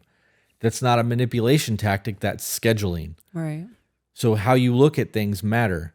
It's perception. If you think you're hot shit and your man is really going through all of this and you can't figure out why he's not initiating, you need to figure out the root of the problem. You need to ask him, hey, are you still attracted to me? Are you really just that tired? Is smoking really a thing? Like, why would that even get brought up? Did he ever say, I'm not interested in sex because I'm a smoker? Like, maybe. That's such a weird thing to hear from somebody. I can understand the being physically tired because you're working third shift. Third shift is not meant for us. We are not meant to work overnights. It's not good for our biological clocks. It takes years off of our lives. Like that's a problem. And there are some people who enjoy being third shift workers, but are, there's a word for that. I can't think of the word. It's there, but it's gonna drive me nuts. Can we get back into the email? Cause I'm gonna obsess. We can. The problem is I don't want that attention from other men, and I don't seek it out either. I want it from my man. When I bring this up to him, he sees it as something he is failing to provide. I gotta pause you again. That's bullshit. You tell me all the time that people are looking at me. All the time. And I am fucking oblivious. Because I'm not looking for other people's attention. If people are being polite to me, I just see it as them being polite. Unless somebody's like, yo, can I get your number? I don't assume that they're looking at me because I'm attractive or because they want something. I don't believe that people go around doing that unless they're looking to see if other people are paying attention to them. I truly don't. I do it for surveillance. Well, it's different because you have to worry about somebody attacking you. Right. But are you looking to see if people are checking you out, or are you looking to see if they're trying to grab you? So I do a general scan. I can tell you what it's like. So for example, if I walk into a gas station and you're at the gas pump, I will do a scan of the whole gas station from the door. Right. And if I notice one man watching me, I am honed onto that person as a threat. Not because, oh my God, he thinks I'm pretty. Right. No. He's watching me because he might have nefarious intentions. And once my man gets in here, I'm letting him know. Yeah. This could be a through my life lens perception thing, I guess. I don't know. I'm oblivious to that shit because I'm not looking for it. But if I was looking for it, I would notice that shit. If I was a single man or I was just a piece of shit human being still and was trying to find other women and do that shit, I would pay attention to it. I'd be looking at every woman as like, are you? That's not a thing for me. Yeah. So I don't get it. I'm not shitting on the emailer. I just don't like that. I understand that she wants it from her man, and that's a conversation that you and your man need to have. And if he's telling you he feels like he's failing you as a man, then you guys need to start figuring out ways to make that change. Because what you're doing clearly ain't working. You're going to continue doing that? Right. Right. When I bring this up to him, he sees it as something he is failing to provide. So that stresses him out more. He tries to give me verbal attention, but still nothing physical unless he is the one who initiates. It's absolutely devastating to me, and I have no clue what to do. I have suggested completely taking the pressure off by suggesting that we don't have sex at all until a decided on date to maybe take away pressure so he feels better. Okay, so that I have a lot of issues with that too. I'm going to be honest, this is coming across as very insecure. Because he's not fawning after you and giving you sexual validation and attention. I can understand a high libido, right? But getting it to the point to where it's affecting you so much that you're looking at other men paying attention to you. And you're like, okay, now like this is really messed up in my relationship. And you're wanting to take sex off the table completely, remove him initiating, and go, okay, this is when we're going to have sex. It exudes control and insecurity to me. It also makes a whole lot more pressure. Right. Because now instead of just having a normal day, I know that if I have a really shitty day and I'm exhausted, I still have to go home and perform. That adds a whole new layer of things. Like that's not the answer to that. And taking sex completely off the table is a manipulation tactic. It is. I don't. It sounds like an ultimatum to me. We're either going to do it the way that we can do it, or we're only going to do it on Wednesday the 15th. Like that doesn't make sense to me. Mm-hmm. Especially if you are actually deprived and need it more than you're getting it, why would you remove it from the table to give it a stipulation like that? Do you think it's sexual attention that she wants, or is it just physical touch? Like, is her love language physical touch, and she wants the intimacy, and she thinks that sex equals intimacy? I don't know, because it's not been stated. Yeah. She says that he tries to be verbal with her and loving in that manner, so it could be physical touch. It could be that she's just got a high libido and needs a release. Yeah. I do think physical touch is probably a huge part of that. There are a lot of people who, women specifically, hold emotional ties to sex differently than men do. So maybe she needs to feel loved in that aspect. I don't know. I can't, there's not enough information there for that to be a discussion, but the things that are being discussed are not I think some of that's a problem. Yeah, He needs to get his blood work done. I agree. Matrixhormones.com. To be better as of the code, you'll save $200 on your initial consultation. He doesn't want to do that, and neither of us have any idea on what to do. I suggested to him that he gets his hormones checked because he only wants sex around 3 times a month, and I want it 3 times a day. But he says it's too much time and money, and he doesn't want to put man-made hormones in his body. What? It's not too much time and money. You can get your blood work done. Let's start there. Yeah. Because saying let's just go ahead and take testosterone versus getting your blood work done are two different things. And testosterone is a natural hormone. That thought process doesn't work for me. Mm-hmm. If she had a hysterectomy and needed estrogen, would he tell her no? Because it's man-made? Yeah, it is man-made, but it's replacing the estrogen that I've lost. Right. So replacing the testosterone, does he take Advil? If he broke his arm and needed pain meds, would he take pain meds?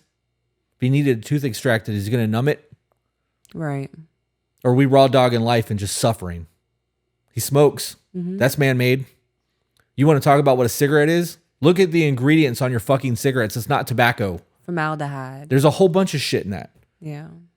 Are we drying our own tobacco leaves and rolling it in hemp paper? Like, come on now. Let's be realistic. The problem is you just don't want to do it. You want to be lazy. My being on birth control is something neither of us like because of the hormones. But that's the easiest way to avoid kids for me right now. Currently looking into a more permanent solution and are slowly trying to not have to go to the store for anything. But it's going to take a long time to get all that going. If the sex drive was really high in the beginning and they were fucking like rabbits and he was matching that energy and it's changed, their relationship has changed. Right. They're not in the honeymoon phase anymore. Life is now beating them down. If they're meeting up every single night and they get to see each other for an hour and it's 10 minutes of kissing and 45 minutes of fucking and then they go home, they're making the best of that time. There's a scarcity in that. If I don't get to see you for the next 3 days, I gotta make sure that I get the best out of this hour that I'm going to get because I'm not going to see you in 3 days. When you move in together, that goes away. And when you get busy, the priority of taking care of a house and taking care of a life and hunting and doing all the things that he's currently doing, sex has gotten lower on the priority of things. Right. That happens with everyone, especially when there are kids involved. And though there are no kids there, like you guys have a lot of shit going on. Right. He does a lot. Right. I think that I'm willing to bet that there's a difference in the relationship from him to her, and it has nothing to do with the hormone aspect. Because it's only been 2 years. If he was fucking like rabbits 2 years ago and he was not on hormones and everything was normal, it would have decreased, but not to the point where he went from wanting to fuck 3 times a day to 3 times a month. Right. Life has happened and it's kicked him in the dick and he's not bounced back from it. I'm willing. Has he worked third shift the entire 2 years? Because working overnights can make people depressed. It can. Depressed can lower sex drive. Like there's a whole lot of things there. The second big problem is unless he comes over after he gets off of work, a lot of our contact is through text simply because of our work schedules. Oh, so they don't even live together. No. Okay. I'm asleep when he gets off unless he comes over. My healer will wake me up if there is anyone at the door. And I sleep with a 9 mil. I'm very proud of her training as she is well-rounded, good guarding instincts. It's a healer. I mean, the dogs are bred for that shit. Right. Follows instructions even if I'm firing my weapon. That's good And training. socialized where I can bring her to festivals and loves attention from people, yet still very much paying attention to me for any possible commands. Very much a one-person dog and the best dog I could ever ask for. I love all that. That's great. He's asleep when I go in, and he's at work when I get off. I'll be starting a new schedule at a new job in a week because the company I'm working for now isn't treating me right at all. Supervisors should not be able to screw their subordinates and get them pregnant. The supervisor's whore and my lead bully. Oh, the supervisor's whore and my lead bully me. The supervisor does nothing, and the supervisor's supervisor is best buds with them, so he does nothing. So I went and got a new job with better pay, better benefits, and more room for advancement. It's your superpower. If you don't like the way things are going at your place of employment, leave or open your own business. Yeah. It's not a matter about being fair, right? It's a business and it should be ran as a business. But what people do inside of that business, they're still people. Right. And if you don't like the shit, don't work there. That's an easy solution. And Yes, she it did it. is. She moved on. So good for her. But his schedule will continue to be 8 p.m. to 6 a.m., and mine will be 7 a.m. to 3 p.m. until I'm fully in the union, and then it will be 7 p.m. It'll be a 7 to 7 block schedule. Since we don't see each other as much as we want, this does cause communication breakdowns occasionally. For example, the bullying was worse than normal. My lead has even admitted to trying to get me to quit for months. At work the other day, the bullying was worse than normal at work the other day, and I went and took it out on him, and I wasn't making much sense. When he couldn't understand what was going on, he asked if I thought he didn't understand me.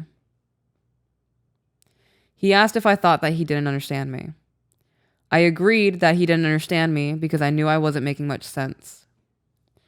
He took that as I thought he didn't understand anything about me as a person. He got upset, and I didn't see or hear from him for 4 days. What are some things we can do when this happens? Stop talking through text message. Yeah. Have a conversation with people. I didn't know that they weren't living together. I assumed that they were living together. Me too. That changes a lot of the things of this for me. But knowing their schedules are so incompatible, when do you expect to have sex 3 times a day if he's sleeping during the day while you're at work? And you guys get 15 to 20 minutes a week with each other. Like, how do you expect that to be a thing? I want to know how much time you have. Do you only see each other 4 or 5 times a month? Like, are you guys see each other every day? How does that work? Are you only seeing each other on the weekends? That's time to decompress after working shitty hours and trying to rebound. Like, I still think that if I only saw you once a week, we'd be fucking every time I saw you. Because I'm not going to see you for another week. Right. And if I'm going to be going 2 or 3 weeks without seeing you, there's going to be a whole lot of built up frustration going on there. And like, I can't do that. That wouldn't work for me. I would not be able to remain unemptied.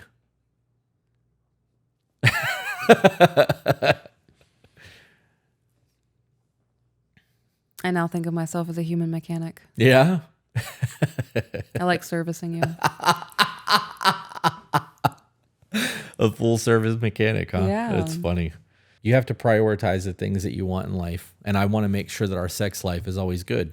Right. And even when things get stressful and like we are exhausted and things are going on, like we still at least talk about it.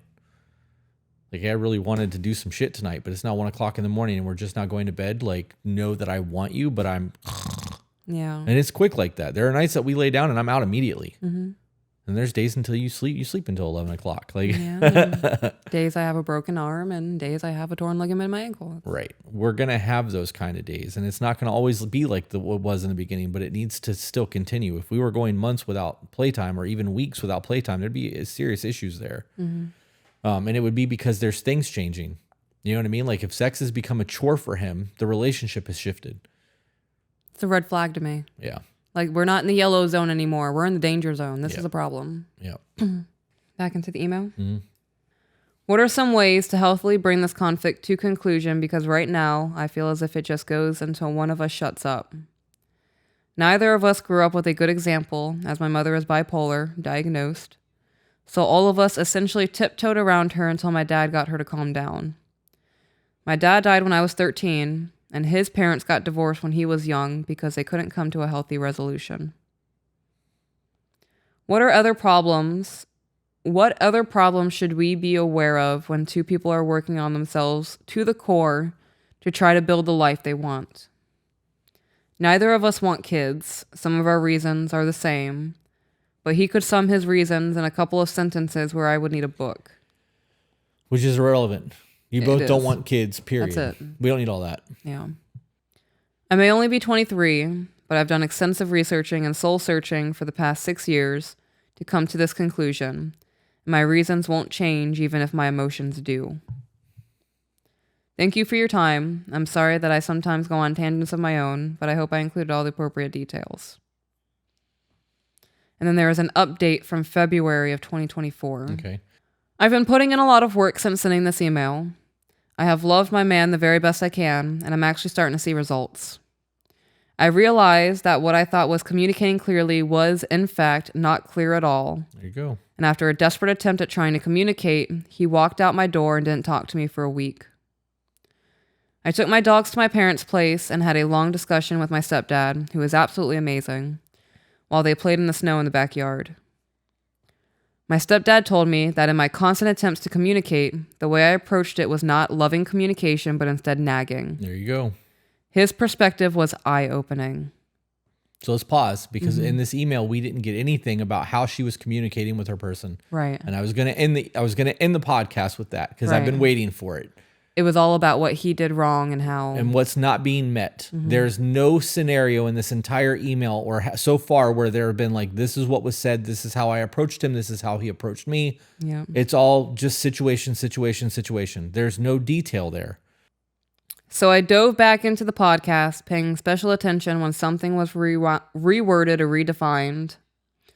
Anything to make communication clearer.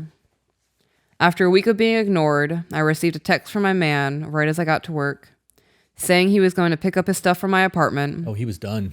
And that if what he was doing wasn't making me happy, he would never be able to make me happy.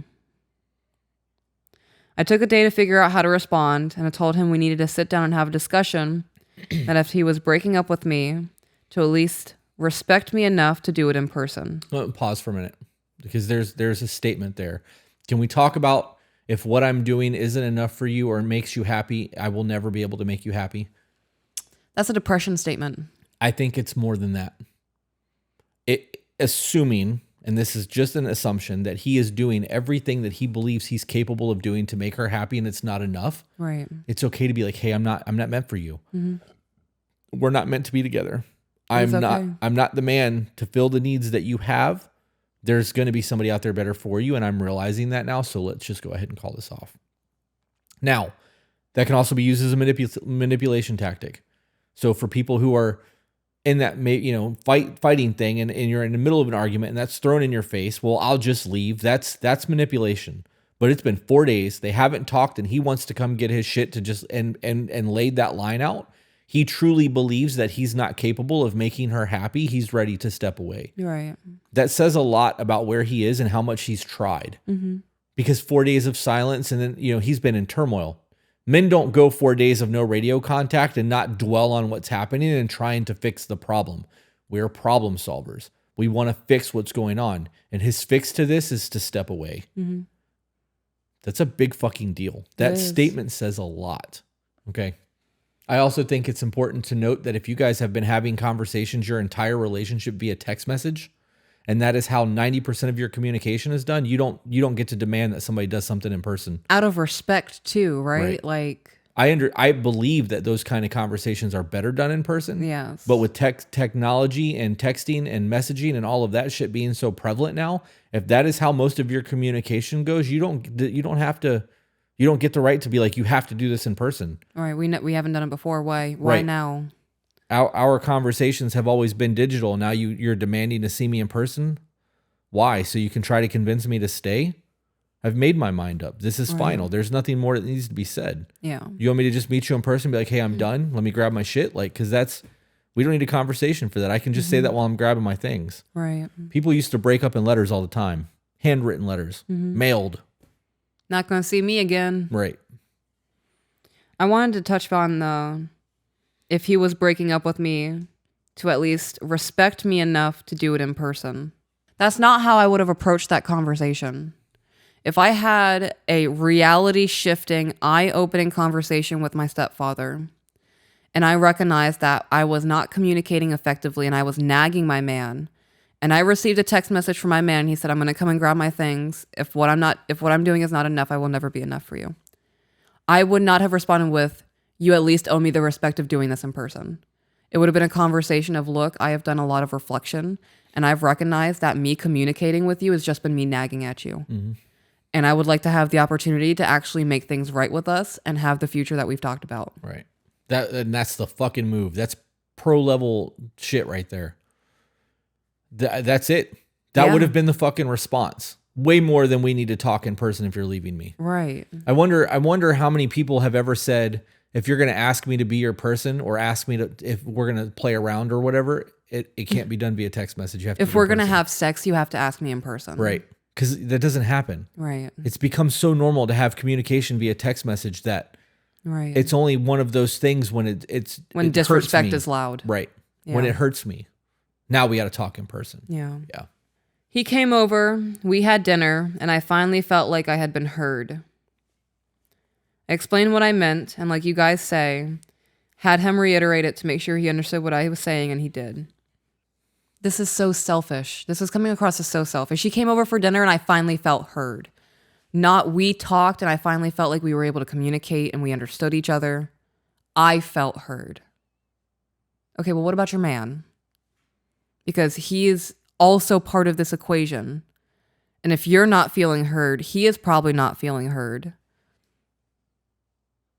There's still a lot of work that needs to be done in this. Mm-hmm. Well, if he came over with the intent of actually leaving and they were able to make it work, Yeah. maybe he was satisfied in knowing that she's okay now, because maybe he was leaving because he really felt like he couldn't do enough. Right. I don't know. Would love an email from his perspective. Me too. But this is an update too, so Yeah. all that other shit I guess really isn't really relevant right now. Things started looking better until he mentioned an ex and a dog she had and how much he loved the dog. I thought that he was comparing me to his past experiences and that's why he didn't want to have sex with me. Been thinking that for a while now. He was comparing the dogs, which hurt because I've put so much time and energy to make sure they are good dogs, and they are. Just not as good as the dog he wants and can't have. So she turned his hurt and his issues into a her issue and made it about her. Yes. She said earlier, I'm 23 and I know that's young, but I've done a whole lot of soul searching. You haven't, though. Yeah, you're young as fuck still, and you can tell. It's still very, not relevant, evident. Yeah.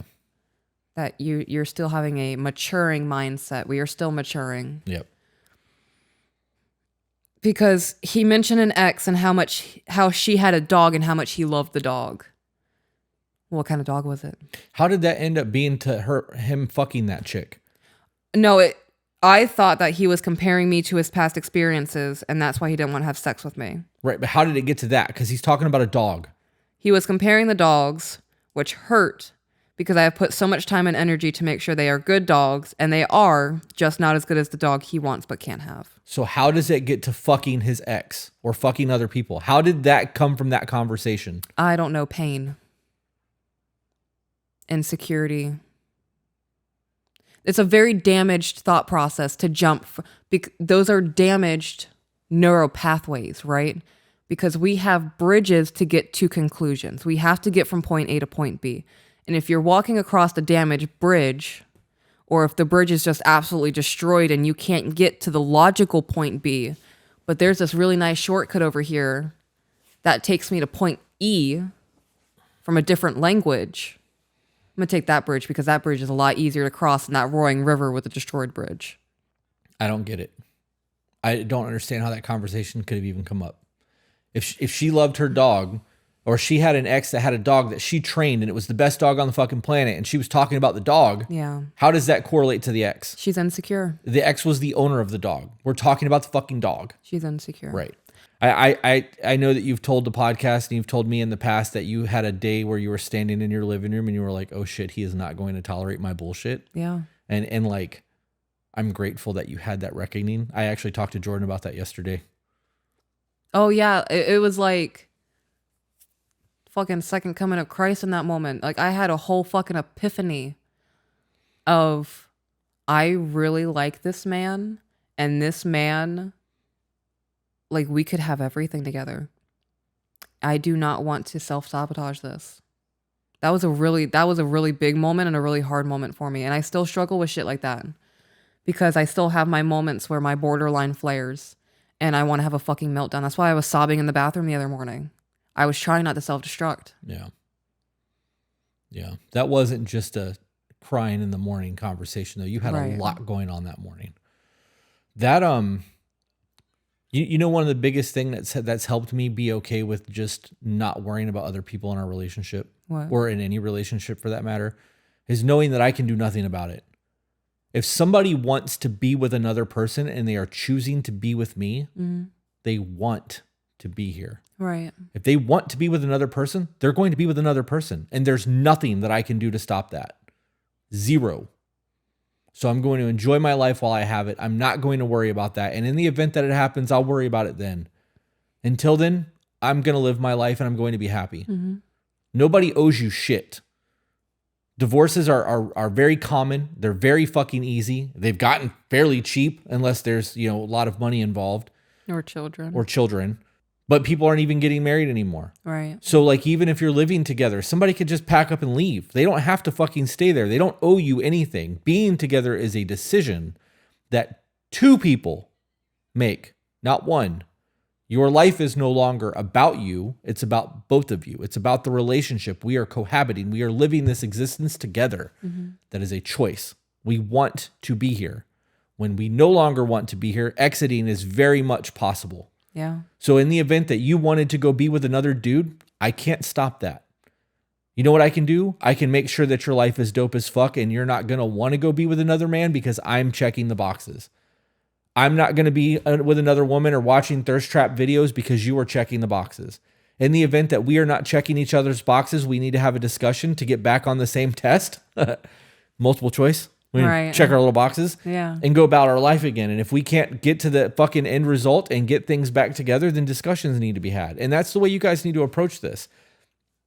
Your person doesn't owe you loyalty. They don't owe you respect. They don't owe you anything. All of that is earned, and it's earned every day. Every day. Have you ever seen those cheesy ass gym shirts that are like dues paid daily? Yes. It's no different. You pay the dues to your relationship every fucking day. Rent is due. You pay that. You fucking stay on top of that shit. And when you fail to do that, eventually that eviction notice is going to get served. Yeah. So, and I don't remember why we got to that point of the conversation, but. Back into the email. After trying to recover from being stunned by my admission, he didn't have time for a long discussion, so he tried to reassure me as quickly as possible. And even made sure to kiss me before leaving because he knows I will not tolerate him just walking out on me again. What?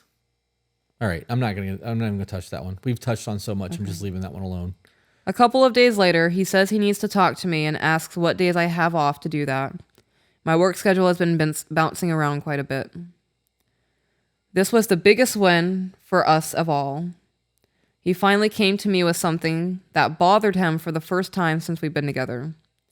He doesn't want to talk about his needs or how he feels or anything. It was not an easy discussion, but a much needed one, and I'm proud of him for initiating that talk. I think that from watching the podcast and talking to my stepdad and some help from Discord, I love all you beautiful people. You've helped me so much. Such a good community. It is. I was able to make my home a non-combative place so that he can feel safer coming to me in the first place. I'm still not perfect, and neither is he. And now I at least have found the starting line instead of just wandering around lost. Thinking I'm making progress. Thank you so much. All right, so let's go back to the tolerated statement because I'm not letting that go. I lied. Okay.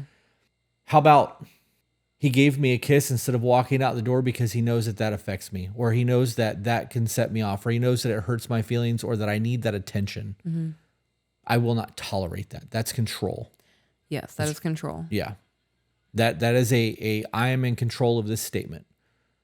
Let's address what's really going on there, because you won't tolerate it because you have needs that need to be met. And if he's able to meet those needs, he's accommodating the things that you need, not submitting to your will and kissing you because you won't tolerate otherwise. Right. You guys have to be very fucking careful in the way that you talk to people. That's going to be the next episode that we record.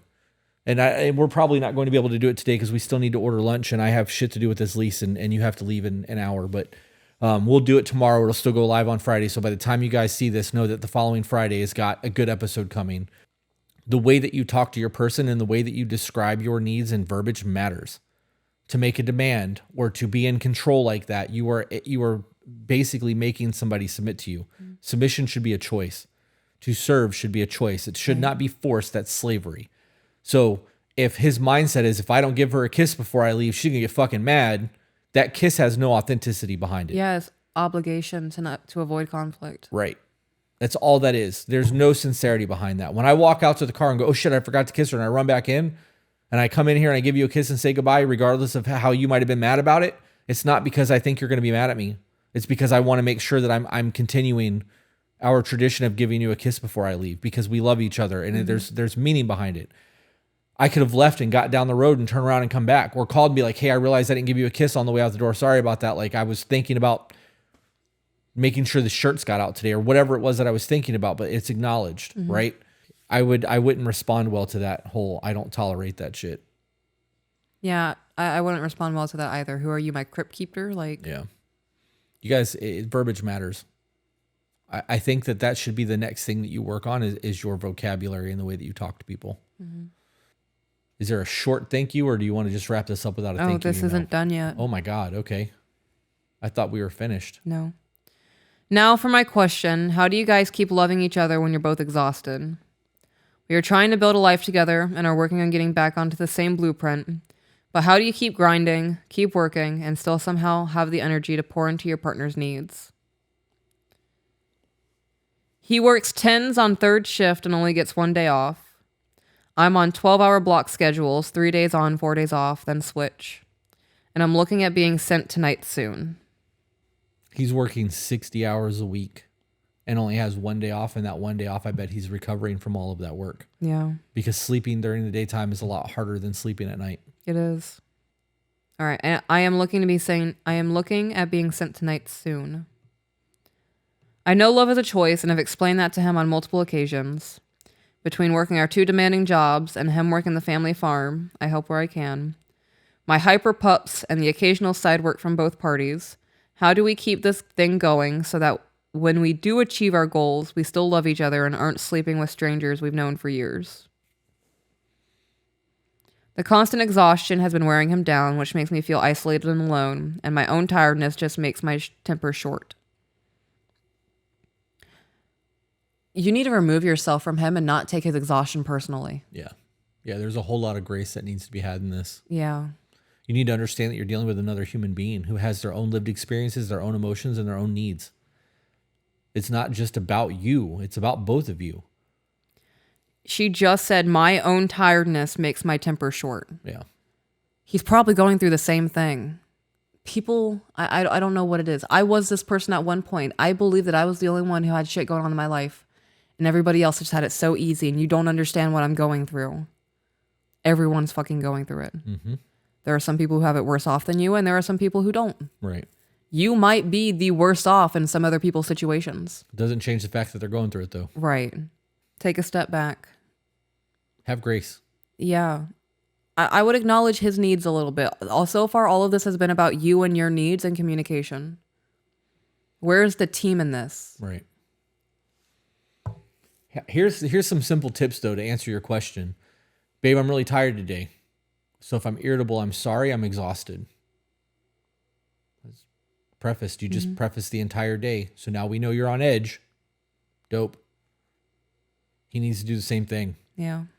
As for the intimacy and all of the other shit, those are other basic conversations that are verbalized in a way that expresses needs without criticism, contempt, and blame. You don't need to be judging. You need to be understanding that both of you are fucking doing life right now, and it's hard. Mm-hmm. It would be a whole lot easier to do it on their own. You would both be a whole lot easier right now without another person that's not living with you, grinding and doing this shit. You guys are choosing to do it together. Right. So you need to recognize there's a want to be there. You just got to find a way to make that work. Mm-hmm. And I think that a lot of that's going to come down to compassion and grace. Yeah. And understanding that both of you have needs that are not being met and you're struggling with it. Schedules are fucking crazy right now. It's going to be hard to sneak that time in. He's working 10-hour days and working the family farm. Yeah. And gets 1 day off a week. I'm willing to bet that 1 day off a week is not an actual day off unless he's sleeping. Right. And on top of that, he's also trying to figure out your guys' relationship and make you happy. Right. And cater to your needs. Mm-hmm. Back to the email? Yep. And a special thanks to you, Peaches, for being a stellar example of a woman. I had wonderful gentlemen and protectors all my life. So much of what Chris says I've already heard from another. Not to say you aren't an important reminder, Chris. Sometimes the reminder is just as important as new information. I haven't had a good female role model, though, and I thank you for being that. It's made me rethink what femininity is, and the best way I've found to describe it is a good woman is velvet-covered steel. soft and warm and caring on the outside, with an inner strength and unwillingness to bend to the whims of others to be trampled. A man is physical strength, a woman is emotional strength. That isn't to say one or the other can't be both, but I think there is a greater depth to the types of emotional and mental strength a woman can bring, just as a man is designed to be physically stronger. And it's not the hobbies you enjoy or the job you work that makes you feminine or masculine. It's the way you handle and think about business. Life, not business. Life. That was a good end of the email. It is a good end of the email. Yeah, there's pictures included, but they don't want this on the email, on the podcast. Dude looks like he's trying his hardest. Yeah. I'm going to pass you the tablet. I'll look at it when we're done. Okay. So my final thoughts on this are, I deeply appreciate that women from all walks of life look to me as a figurehead, as a motherly figure, as a friend. When I give my thoughts and my opinions on something, or I say I would do this or I wouldn't do that, all of it comes from a place of love. When I am talking to people, I'm talking to you as if you are my own child. With that being said, the things in this email, although I am very stoked that things are getting better and you've had an awakening about your nagging, it's still coming across as very selfish. It was all centered on, I feel heard, my feelings aren't being met, my sex drive is higher, he needs to step this up, he needs to do this better. And I can guarantee that it's being received that way by him, because he said in that text message, if what I am doing is not good enough, I will never be good enough. Yep. I was just about to jump in and say that shit. Yeah. So I would definitely take a step back, take a deep breath, and be a little selfless in this. Yeah, understand there's another person in this relationship with you. Yeah. I think it's super dope that you were able to recognize, hey, my communication skills aren't up to par. And you worked on it and you saw improvement. Your man was able to say back to you what you were feeling. You were like, holy shit. I have moments now with the kids where, because they are still learning to speak, they'll say something and we're sitting there for 10 or 15 minutes. I'm like, baby, I know you're getting frustrated and I'm so sorry. I just need you to say it one more time. And I'm trying to like, okay, is it a car? Is it an animal? Or is what you're saying, is it a food? Like, can we try to describe what you're saying so I can get to the word? And when we finally get to the, oh my gosh, you're saying fire truck. It's this like super dope moment of, yeah, mom, that's it. Oh my gosh, you understand. And like, you guys had that moment. Right. It will continue to happen with the growth and the grace. They got a lot of work to do. They do have a lot of work to do. I don't think we need a thank you email. That ended with a thank you. Yeah, that was good. With that being said, guys, remember you are the authors of your own life. So grab a pen. And we will see you on the next one. Bye, guys.